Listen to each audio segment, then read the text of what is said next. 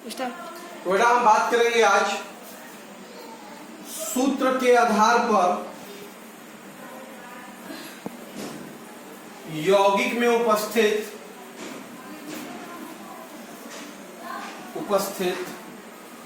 तत्वों का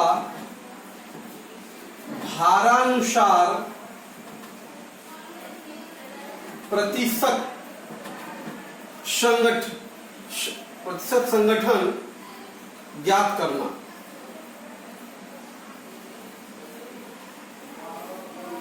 ध्यान दीजिए, बहुत सिंपल है ये। तो देखिए, यौगिक के अणु भार से उसमें उपस्थित तत्वों का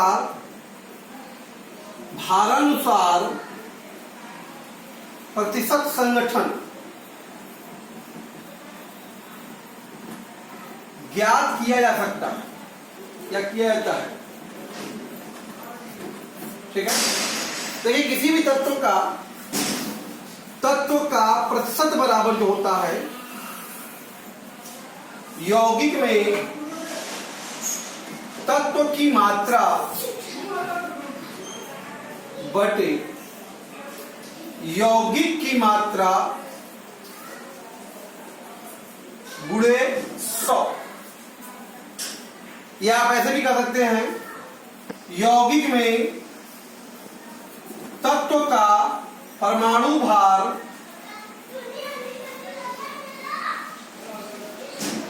बटे यौगिक का अणु भार गुणे 100। तो इस तरह के आधार पे हम परसेंटेज कैलकुलेट कर सकते हैं। आइए एग्जांपल देखते हैं। ओके, सवाल है, करा क्यूप्रिक ऑक्साइड में कॉपर और ऑक्सीजन का भार प्रतिशतता बताइए। तो पहले क्यूप्रिक ऑक्साइड का अणु भार लिख लीजिए आप। कितना है? कॉपर का 63.5 और ऑक्सीजन कितना होता है 16। तो कितना हो गया बेटा? 0.5, 36, 9 और 6, 7, 79.5 हो गया। तो परसेंटेज ऑफ कॉपर क्या होगा बताइए। कॉपर की मात्रा कितनी है? 63.5।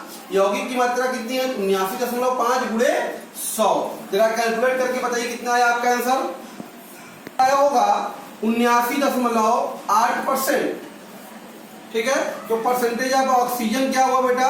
हमेशा देखिए 100 में से घटा लिया करेंगे।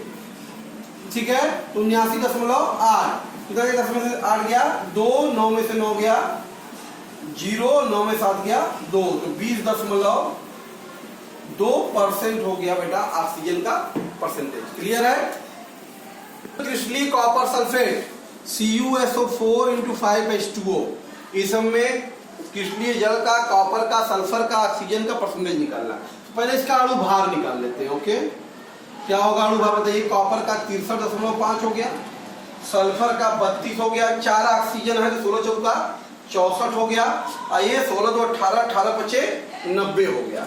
तो कितना जाएगा? जोड़ लीजिए 0.5, 4 4 2 6 6 3 9 हो गया बेटा। 9 6 15, 15 3 18, 18 6 24, 24 1 25। ओके, 259.5 चेक कर लेते हैं। 4 2 6 6 3 9, सॉरी, तो 9 6 15, 15 3 18, 18 6 24, 249.5 आ गया। क्लियर है? तो यहाँ से परसेंटेज ऑफ कॉपर क्या होगा? पहले जल पूछ रहा है, तो परसेंटेज ऑफ H2O क्या होगा बेटा? H2O कितनी मात्रा है इसमें? 90, और कुल मात्रा कितनी है? 249.5 गुणे 100। इसको सॉल्व कर लेंगे आप। देखिए कितना आंसर आया आपका बेटा, आपका 36.07। इसी प्रकार से परसेंटेज ऑफ कॉपर अगर देखा जाए, कॉपर कितना है बेटा? 63.5 और बटे 249.5 गुणे 100। तो आप चेक कर लीजिए आपका आंसर कितना आया? 25.46%। क्लियर? इसी प्रकार से सल्फर का देख लेते हैं बेटा। सल्फर कितना है इसमें बताइए?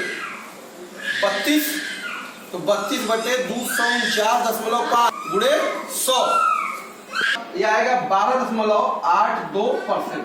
इसी तरह से ऑक्सीजन का भी आप निकाल सकते हैं इसी फार्मूले से भी, और जोड़ के भी। फार्मूले से अगर देखा जाए कितना है? 64 बटे 249.5 गुणे 100। ये कैलकुलेट करेंगे तो आपका वैल्यू भी आएगा 65%। इस तरीके से हम क्रिस्टलीय जल में क्रिस्टल जल का, कॉपर का, सल्फर का और ऑक्सीजन का परसेंटेज कैलकुलेट कर सकते हैं। ओके, अच्छा करा यूरिया में, यूरिया का फार्मूला क्या होता है, NH2CO NH2 में नाइट्रोजन का परसेंटेज निकालना है। तो पहले अणु भार निकाल लीजिए। अणु भार देखिए क्या होगा, 2 नाइट्रोजन है जो दुना के 28 और 4 हाइड्रोजन है तो 4 हो गया, 1 कार्बन है तो 12 हो गया, 1 ऑक्सीजन है तो 16 हो गया। तो कितना आ जाएगा बेटा, 60 6 2 8 4 12 20 2 3 6। तो परसेंटेज ऑफ नाइट्रोजन पूछ रहा है, तो परसेंटेज की नाइट्रोजन कितना है बेटा, इसमें 28, भार कितना है 60 गुणे 100, जरा गुणा करके देखिए कितना आता है आपका। अभी आंसर आया होगा बेटा 46.66%। क्लियर है। धातु का 33 ग्राम ऑक्सीजन के साथ संयोग करके इतना ग्राम ऑक्साइड बनाया। तो धातु की मात्रा दे दिया, धातु की मात्रा कितनी है बताइए, 33 ग्राम है। और ऑक्साइड की मात्रा कितनी होगी बताइए, ऑक्साइड की मात्रा कितनी दिया है, 71.2 ग्राम। तो ऑक्सीजन की मात्रा कितनी होगी बताइए, ऑक्सीजन की मात्रा कितनी होगी, ऑक्साइड में से धातु घटा देंगे, 71.2 माइनस 33, तो बेटा हो जाएगा 0.2, 11 में से 3 गया 8 और 6 में से 3 गया 3, 38.2 ग्राम बेटा। क्लियर है। 11 में से 3 गया 8 और 6 में से 3 गया। तो परसेंटेज ऑफ ऑक्सीजन कितना होगा, ऑक्सीजन की मात्रा मतलब 38.2 बटे ऑक्साइड की मात्रा 71.2 गुणे 100। जरा सॉल्व करके देखिए कितना आंसर आया आपका। ठीक है, इस तरीके से ऑक्सीजन का परसेंटेज किसी ऑक्साइड में कैलकुलेट कर लेंगे। क्लियर। द्रव्यमान संगठन निकालना है, तो पहले ग्लूकोज C6H12O6 का अणु भार निकाल लीजिए। कितना होगा, 2 कार्बन है 6 कार्बन है तो 12 छंग 72 हो गया, 12 ऑक्सीजन हो गया और 16 छक्का 96 हो गया। 6 2 8 2 10 9 1 10 17 1 18 180 अणु भार हो गया। बेटा इसमें परसेंटेज ऑफ कार्बन कितना होगा, कार्बन की मात्रा बताइए कितनी है, 72 और बट्टे कितना हो गया 180 और गुणे 100। देखिए एक कट गया, जैसे 18 4 72 होता है तो 40% कार्बन है इसमें। ठीक है, 40%। इसी प्रकार से जरा परसेंटेज ऑफ हाइड्रोजन निकाल लीजिए। तो हाइड्रोजन देखिए कितना है, 12 बटे 180 गुणे 100। जरा 1 0 0 कट जाएगा, 4 से काटेंगे 3 से काटेंगे तो 6 से 6 दूनी 12 36 के 18 तो 20 बटा के 3 3 6 6.67% क्या आ गया, हाइड्रोजन। इसी प्रकार से परसेंटेज ऑफ ऑक्सीजन क्या होगा, 100 माइनस जोड़ देंगे 40 धन 6.67 तो 100 माइनस 46.67 बताएगा 10 में 7 गया 3 9 में 6 गया 3 9 में 6 गया 3 9 में 4 गया 5 53.33% मेरा क्या होगा, ऑक्सीजन होगा। क्लियर। 400 mg का आयरन का एक कैप्सूल है, उसमें 100 mg फेरस परम्यूटेड है। देखिए फेरस फ्यूमरेट का अणु भार क्या होगा बताइए, अणु भार क्या होगा। देखिए 2 हाइड्रोजन है 2 हो जाएगा, 2 कार्बन है तो 12 गुना के 24 हो जाएगा, 4 ऑक्सीजन है 16 चौका 64 हो जाएगा, आयरन है तो 56 हो जाएगा। बेटा कितना हो जाएगा, 6 4 10 4 14 2 16 6 5 11 11 2 13 1 14 146 जोड़ लीजिए, 4 10 4 14 2 16 और 4 6 2 8 5 13 14 46 हो गया। तो आप देख रहे हैं बेटा कि 146 ग्राम फेरस फ्यूमरेट में आयरन की मात्रा कितनी है आपके पास बताइए, 56 ग्राम है। और आपके पास कितना mg है, फेरस 100 mg है। तो बेटा 100 mg का मतलब क्या हो गया बताइए, ग्राम में बदल दीजिए, 100 गुणे माइनस 3 ग्राम, इसका मतलब ये 100 mg हो गया। तो 100 mg फेरस फ्यूमरेट में आयरन की मात्रा कितनी हो जाएगी बताइए हमको, 56 बटा 146 और गुणे बेटा कितना जाएगा 0.1 तो 5.6। तो बेटा सॉल्व कर लीजिए आप कि कितना आ जाएगा आपके पास 3 10 के घाते -3 ग्राम या आप कहते हैं 38.3 मिलीग्राम। कितना आयरन मिल गया। जब आयरन निकालना है कैप्सूल में तो बताइए आयरन कितना ग्राम है, मिलीग्राम। 38.3 और कैप्सूल क्या मिलीग्राम का है 400, और बेटा क्या हो गया गुणे 100, 2 0 0 कट गया, 4 से काटा 4 9 36, 4 9 36 हो गया, और 23 4 से 4 पंजे 20, और 4 7 28, 4 पंजे 20, 9.575% आयरन इस कैप्सूल में प्रेजेंट है। क्लियर है बेटा। अब हम आपसे बात करेंगे यौगिक के सूत्र के बारे में। क्या होता है फार्मूला, केमिकल फार्मूला।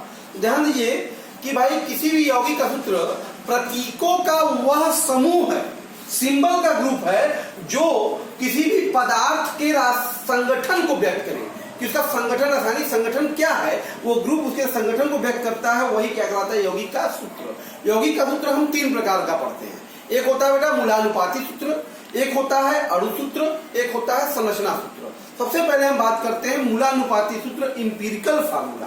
ये क्या है भाई, देखिए वह सरल सूत्र जो किसी यौगिक के अणु में उपस्थित विभिन्न तत्वों के परमाणुओं का सरल अनुपात या अपेक्षिक संख्या को दर्शाए।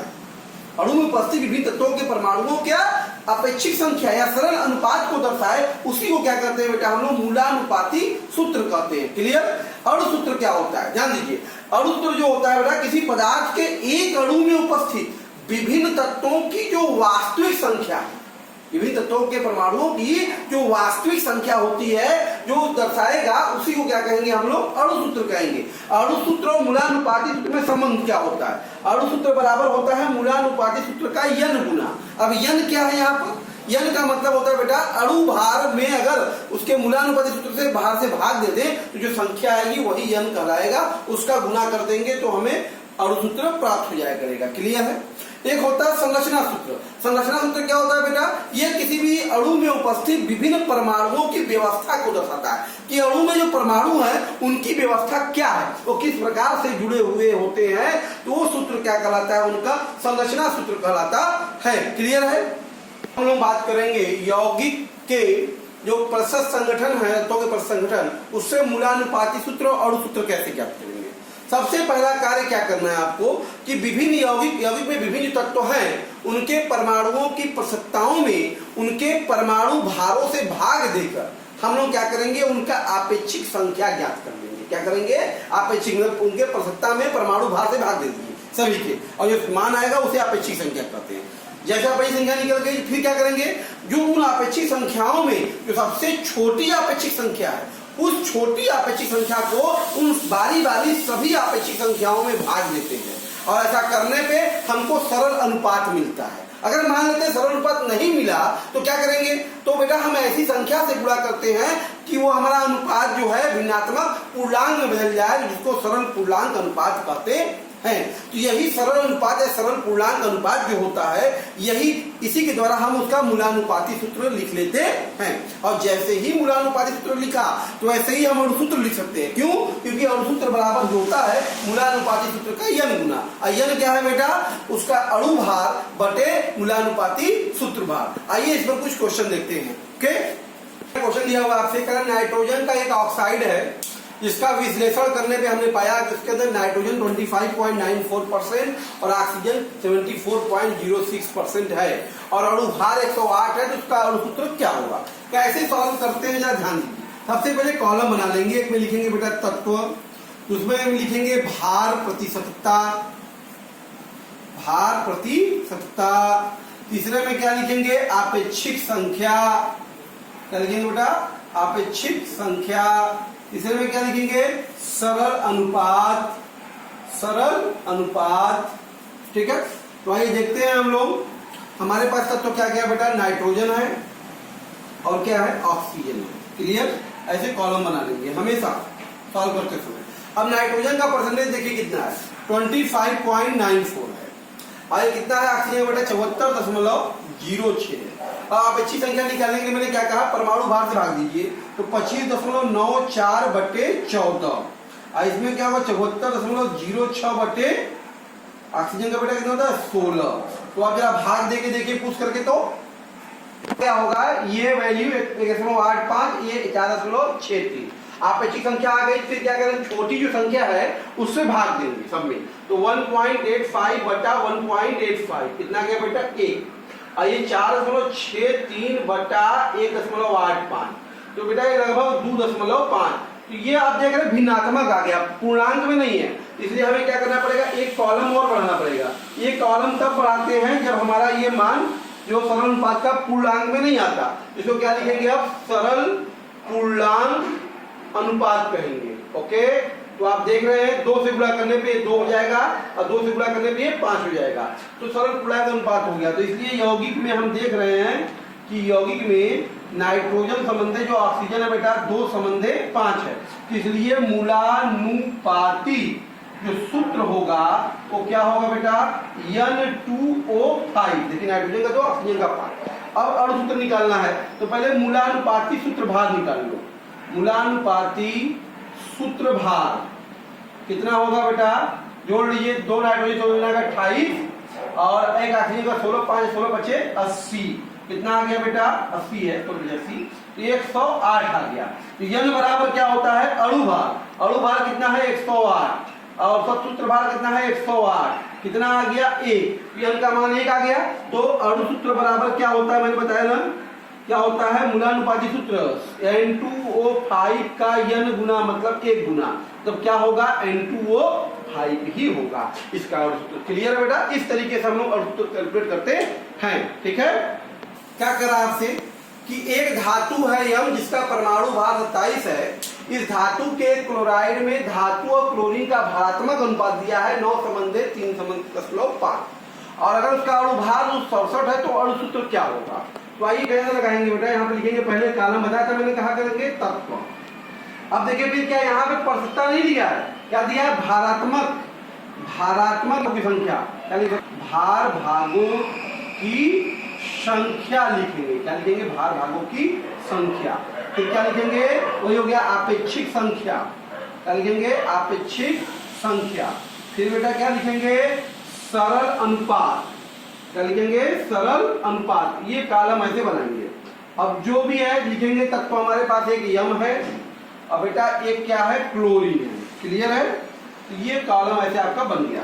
ओके, तो यम का जो है भार भाग की संख्या कितना है, यम का 9 और क्लोरीन का बेटा 3.5, तो ये कितना हो जाएगा बताइए, 9/27 हो जाएगा। ठीक है, ये 3.5 बटे 35.5 होता है। ठीक है, तो ये कितना है, 9 3 27, 1/3.33। ठीक है, 3 आ जाएगा। अब बेटा ये कितना आ जाएगा बताइए, 35 में भाग देंगे तो लगभग 1 आ जाएगा, 1.0। तो जरा ध्यान देते हैं, छोटी संख्या क्या है बताइए, छोटी संख्या 0.33 है ना, 0.333 बटा 0.333 कितना आएगा, 1 आएगा। और 1 में 0.333 से भाग देंगे कितना आएगा, 3 आएगा। क्लियर है ना। तो हमको इसलिए देख रहे हैं कि यौगिक में, आप देख रहे हैं कि यौगिक में यम संबंधी Cl जो है बेटा 1 संबंधी 3 है, इसलिए मूलानुपाती जो सूत्र होगा वो क्या होगा, MCl3। और तो निकालना है तो पहले मूलानुपाती सूत्र भार निकाल लो। मूलानुपाती सूत्र भार कितना होगा बेटा, यम का 27 है, 3 × 35.5, तो 27 घन, तो 3 × 5 = 15, 3 × 5 = 15, 1 16, 3 3 के 9 1 10, 106। क्लियर है, तो 3 × 5 = 15, 3 × 15 = 16, 3 9 1 10, जोड़ देंगे 0.5 हो गया बेटा, 0.5 है। ठीक है, 1.5। तो अब हमको यम निकालना है, यम बराबर अणु भार। अणु भार कितना है, 267 और बटा कितना लेगा, 143.5, कितना आ गया, 2 आ गया ना। तो अणु सूत्र क्या हो जाएगा बताइए, अणु सूत्र बराबर मूलानुपात सूत्र क्या है, MCl3 का 2 गुना, तो मतलब कितना हो जाएगा बेटा, M2Cl6। तो इस यौगिक का अणु भार सूत्र क्या होगा, M2Cl6 होगा। क्लियर है।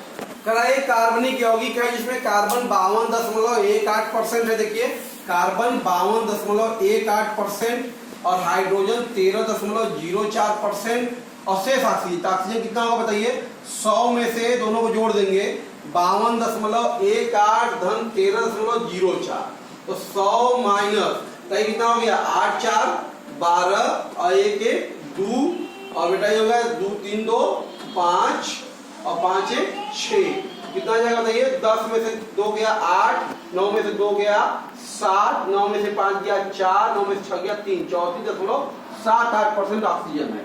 सारा परसेंटेज आपके पास हो गया, तो कॉलम बना लेंगे।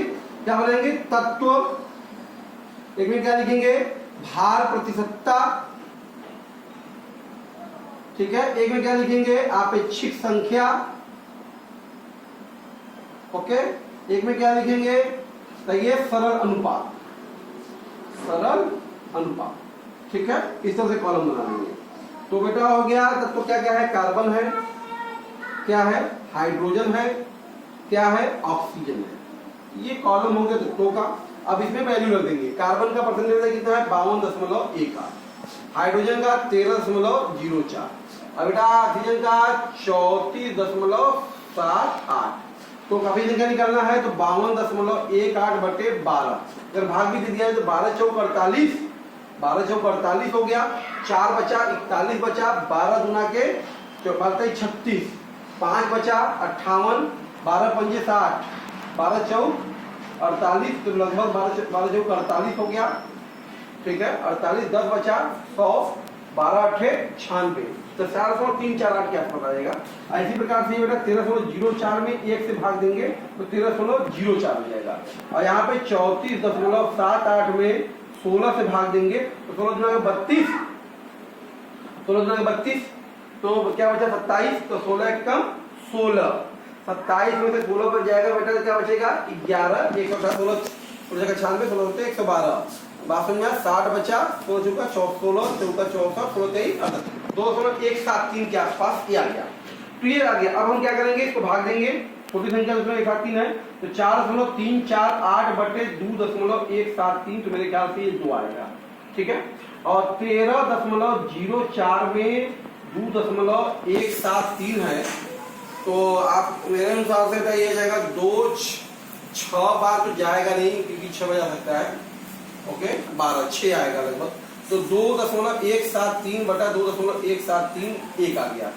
6 2 14 1 15 2 कम 2 1 3 12 6 के आसपास, ठीक है। तो ये हो गया। तो इसलिए यौगिक में अगर बात करते हैं तो कार्बन संबंधी, हाइड्रोजन संबंधी, ऑक्सीजन 2 संबंधी, 6 संबंधी 1, ठीक है। तो मूलानुपाती सूत्र क्या हो गया बेटा इसका? C2H6O। तो मूलानुपाती सूत्र भार कितना हो गया? मूलानुपाती सूत्र भार बताइए। 12 गुना के 24 धन 6 धन 16 ना, तो 24 6 30, 30 16 46, कितना आ गया? 46 है। अणु भार क्या होगा बेटा? अणु भार क्या होता है? वाष्प, 2 गुणे वाष्प घनत्व, 2 गुणे वाष्प घनत्व, तो 2 गुणे 23 बराबर 46, तो n बराबर क्या आ गया? 46/46 बराबर 1। तो इसलिए अणु सूत्र हमारा क्या होगा बताइए? मूलानुपाती सूत्र का 1 गुना, मतलब C2H6O का 1, मतलब C2H6O ही क्या होगा? इसका अणु सूत्र होगा। क्लियर है बेटा? करा एक यौगिक में कार्बन, हाइड्रोजन और नाइट्रोजन का भारात्मक अनुपात 9:1:3.5 है और अणु भार 108 है, तो इसका अणु सूत्र क्या होगा? बेटा उसी तरह से कॉलम बनाएंगे। पहले में क्या लिखेंगे? तत्व, दूसरे में भार भागों की संख्या, भार भागों की संख्या, तीसरे में आपेक्षिक संख्या, आपेक्षिक संख्या, चौथे में बेटा सरल अनुपात, ओके। इस तरह से कॉलम बना लेंगे आप, ठीक है। तो आइए देखते हैं। तो हमारे पास क्या क्या बेटा? कार्बन है, और क्या है? हाइड्रोजन है, और क्या है? नाइट्रोजन है, ओके। ऐसे कॉलम आप बना लेंगे, ओके। ऐसे कार्बन का भार भाग बेटा कितना है? 9, हाइड्रोजन कितना है? 1, और नाइट्रोजन कितना है? 3.5। अब ये संख्या 9/12, तो 12 से 84.75 आएगा, ठीक है। 1/1 कितना आएगा? 1 आएगा। 3.5 में 14 से भाग देंगे 0.25 आ जाएगा। क्लियर है बेटा? सरल अनुपात कितना होगा बेटा? 0.75/0.25, कितना आ गया?